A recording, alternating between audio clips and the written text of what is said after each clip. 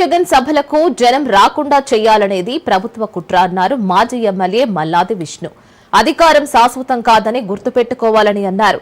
ఈవీఎంలలో గెలిచామన్న అహంకారం వారి మాటల్లో కనిపిస్తుందని, మహిళల అక్రమ రవాణాపై పవన్ ఎందుకు మాట్లాడడం లేదంటున్నా మాజీ ఎమ్మెల్యే మల్లాది విష్ణుతో ఫేస్ టు ఫేస్.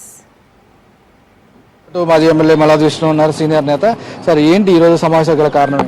ఏం లేదు, సమావేశం అంటే రాజకీయాలు, ప్రజలకు సంబంధించినటువంటి మంచి చేయటం, మన ప్రభుత్వంలో ఏ రకంగా మంచి చేశామో, ఈ ప్రభుత్వం ఎన్నికలకు ముందు చెప్పినటువంటి మాటలు ఏంటి, ఇప్పుడు చేస్తున్నటువంటి పరిపాలన ఏంటి, ఈ పరిపాలనలో అక్షర రూపంలో ఇంటింటికి బాండ్లు ఇచ్చి, ఇంటింటికి ఫోన్లకి వాట్సాప్ మెసేజ్లు పంపించి, ఓటీపీలు ఇచ్చి ఉన్నటువంటి పరిస్థితి ఏంటి అని సమగ్రంగా ప్రజలందరికీ వివరించాలి.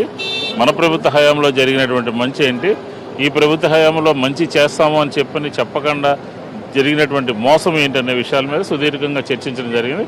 ఒక 5 వారాల పాటు ఒక కార్యాచరణ ప్రణాళికను రూపొందించుకున్నాం. ఆ 5 వారాలు ఏ విధంగా, ఏ స్థాయిలో ఎట్లా ప్రజల్ని ఎడ్యుకేట్ చేయాలి, సమీకరించాలి, వాస్తవాలు ఏ విధంగా చెప్పాలి అనే దాని మీద ఈరోజు మీటింగ్. అయితే వైసీపీ నేతలపైన కూటమి ప్రభుత్వం వచ్చిన తర్వాత అక్రమ కేసులు బనాయిస్తున్నారంటూ అనేకమైన సార్లు వైసీపీ నేతలు కూడా చెప్పడం జరిగింది, అరెస్టులు కూడా చూడటం జరిగింది.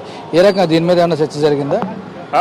అక్రమ కేసుల మీద పెట్టినటువంటి విషయాలన్నిటి మీద కూడా మాట్లాడారు. ఎక్కడెక్కడ అక్రమ కేసులు అన్యాయంగా ఏ విధంగా జరిగిందనే మీద సుదీర్ఘమైనటువంటి చర్చ జరిగింది. అది మొత్తంగా కూడా ఈరోజు జరిగిన చర్చలకు సంబంధించి పూర్తి స్థాయిలో